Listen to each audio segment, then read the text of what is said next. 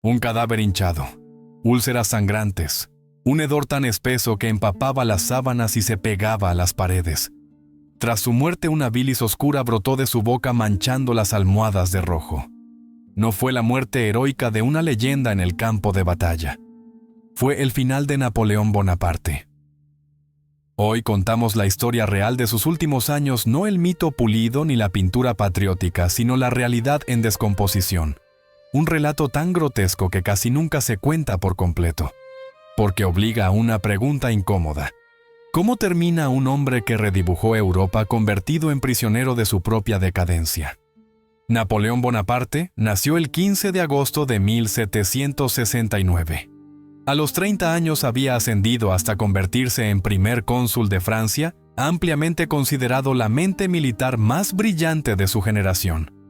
Se le describía como de complexión menuda intenso, con ojos oscuros que parecían leer una habitación antes de entrar en ella. Un diplomático británico escribió una vez que Napoleón tenía la postura de un hombre acostumbrado a ganar, y el silencio de quien nunca necesitó pedir permiso.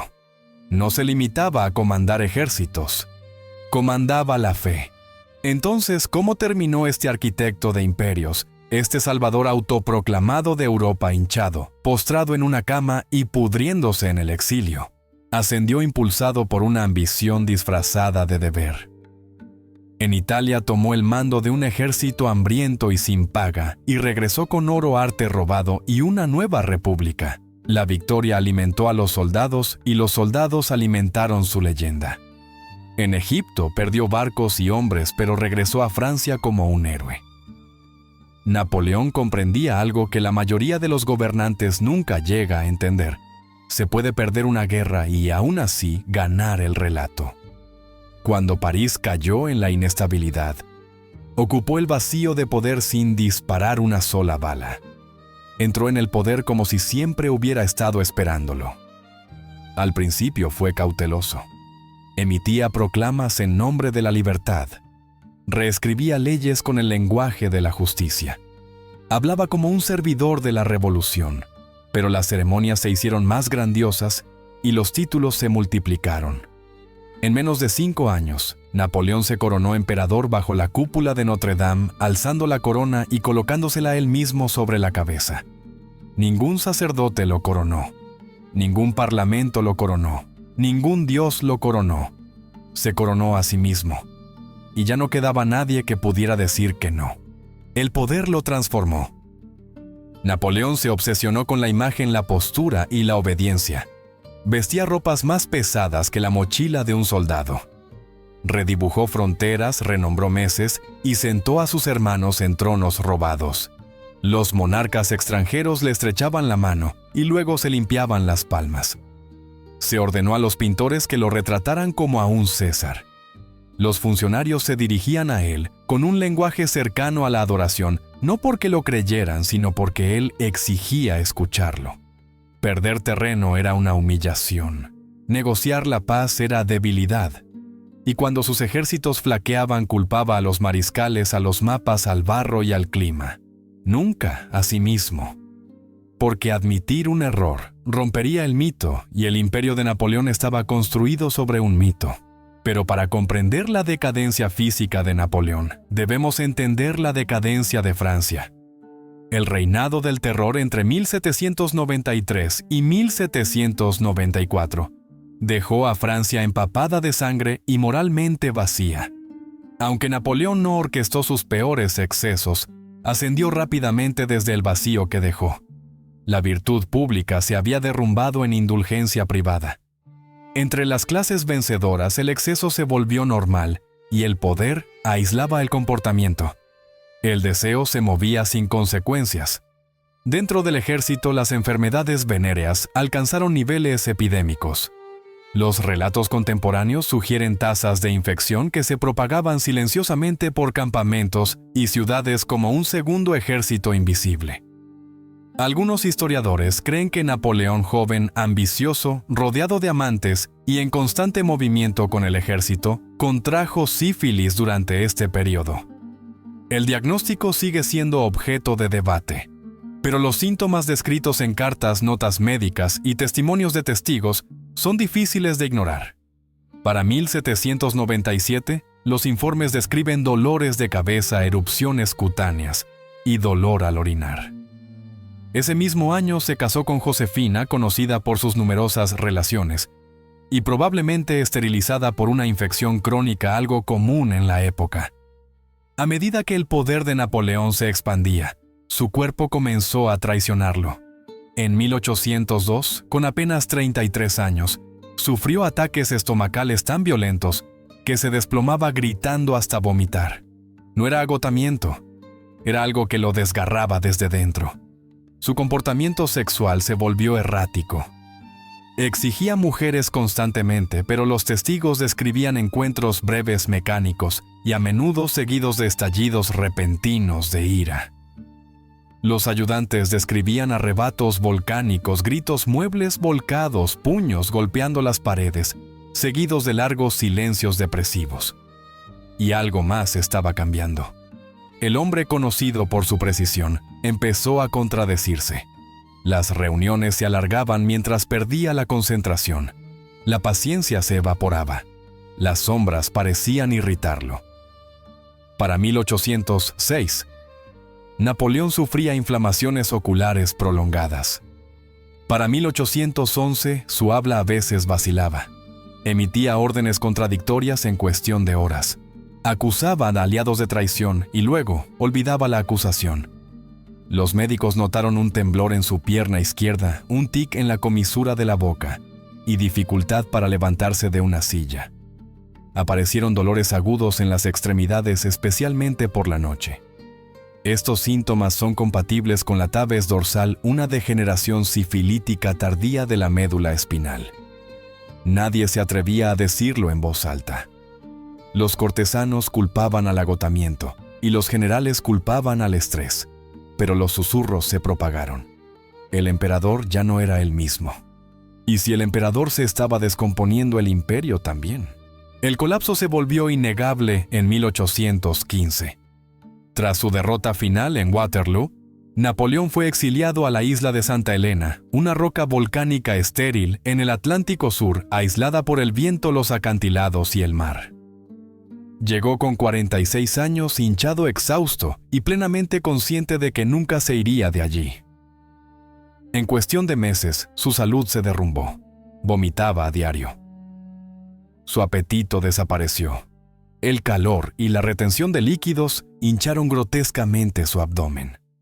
Sus movimientos se volvieron lentos, como si la propia gravedad se hubiera vuelto contra él. El olor de la descomposición comenzó mucho antes de la muerte. Los oficiales británicos apostados cerca registraron que la residencia apestaba a vómito, lana húmeda, sudor y putrefacción. La ironía fue cruel. Años antes, durante la campaña de Dresde, Napoleón ya había sido presa de un dolor estomacal violento y una diarrea repentina que lo dejaron incapaz de montar. Permanecía encogido en su tienda mientras su ejército esperaba órdenes que nunca llegaron. Su médico registró hinchazón en las piernas, un pulso débil y escalofríos violentos. Sus ayudantes le suplicaron que persiguiera a los aliados en retirada. Napoleón permanecía inmóvil, envuelto en mantas. «Mi mente resiste», dijo, «pero mi cuerpo cede». Fue la primera vez que su debilidad le costó una guerra. En Santa Elena la debilidad ya no era temporal, era permanente. El exilio vació su mente tanto como su cuerpo. Confinado y humillado, Napoleón se obsesionó con su legado.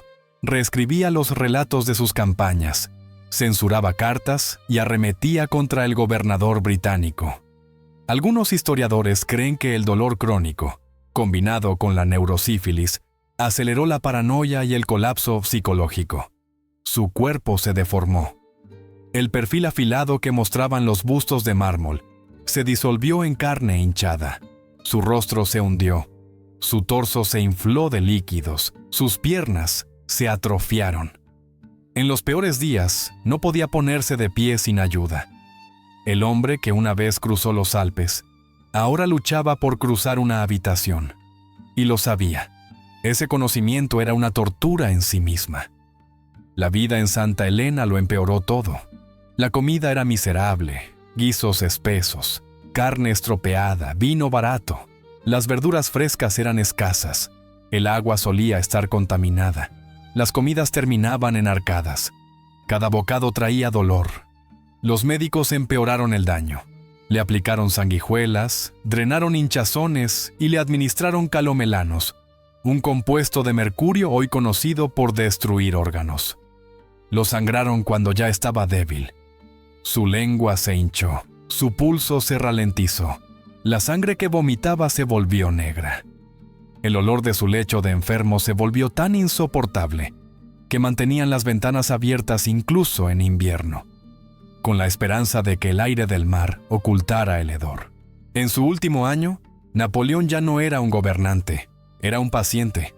Los ayudantes le limpiaban la boca, los sirvientes vendaban sus llagas. Ya no eran sirvientes, eran testigos. Hablaba a menudo de Josefina. Apretaba su tabaquera contra los labios, susurrando palabras que nadie podía entender. Para 1821, su cuerpo se estaba derrumbando rápidamente. Los análisis modernos sugieren cáncer de estómago, agravado por tuberculosis, disfunción hepática y posiblemente daño neurológico sifilítico. Sus últimos meses alternaron entre vómitos, desmayos, alucinaciones y silencio. Su miedo a ser envenenado se volvió obsesivo. La comida era probada, rechazaba las copas, el personal se rotaba constantemente. Por la noche, los guardias informaban que escuchaban discusiones provenientes de su habitación, aunque no había nadie más allí. A comienzos de mayo de 1821, ya no podía mantenerse sentado sin ayuda. Su abdomen estaba distendido, endurecido por líquidos. Su piel adquirió un tono gris verdoso. Los visitantes describían un aire que se adhería a las cortinas y a la ropa. La casa se había convertido en una sala de enfermos a la que nadie quería entrar. El 4 de mayo, Napoleón permitió al abad Vignali administrar los últimos sacramentos.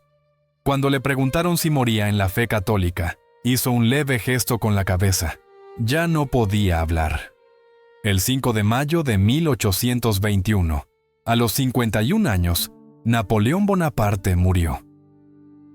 Pero la indignidad no terminó con la muerte. Su abdomen permanecía distendido. La autopsia reveló un estómago casi consumido por ulceraciones, ennegrecido y podrido desde dentro.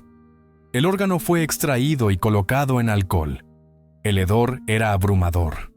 El cáncer de estómago fue registrado como la causa oficial. Pero los rumores de arsénico se propagaron de inmediato. Los británicos los negaron. Los franceses los recordaron. Durante días, el cuerpo aguardó el entierro. Las contraventanas fueron cerradas, sábanas clavadas sobre las puertas. Se reunieron flores para combatir el olor. Los guardias patrullaban no para detener intrusos, sino para mantener la casa sellada a la vista. El cadáver yacía envuelto, cocido y expuesto. Su uniforme colgaba flojo. Sus manos se curvaron hacia adentro y se endurecieron. Su espada reposaba a su lado. La tabaquera permanecía sobre la mesa. Incluso en la muerte, hubo disputas. El funeral tuvo lugar el 9 de mayo. Los británicos proporcionaron un ataúd sencillo. Los franceses lo forraron con estaño. Fue enterrado bajo un sauce, sin su nombre en la piedra. El gobernador insistió en que permaneciera en blanco. La inscripción, dijo, solo fomentaría la leyenda. Irónicamente, la leyenda fue lo único que sobrevivió. Napoleón pasó su vida moldeando Europa para asegurar una dinastía. Sin embargo, su imperio colapsó en cuestión de meses. Su único hijo legítimo murió en el exilio. Francia restauró la monarquía que él había destruido. El hombre que exigió que los reyes se arrodillaran no logró que su linaje perdurara. Su legado no sobrevivió en herederos, sino en sistemas, leyes y mito. La muerte grotesca de Napoleón Bonaparte es más que un horror médico. Es un recordatorio de los límites de la gloria.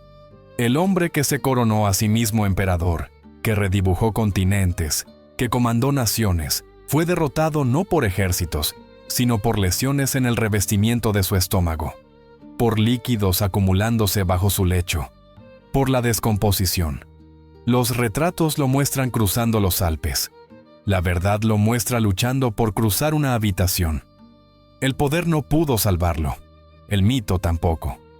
La biología no se preocupó por quién era. Al final, Napoleón enfrentó el mismo destino que los soldados que una vez envió a la batalla sin zapatos. La naturaleza fue indiferente, y por eso su muerte aún nos persigue.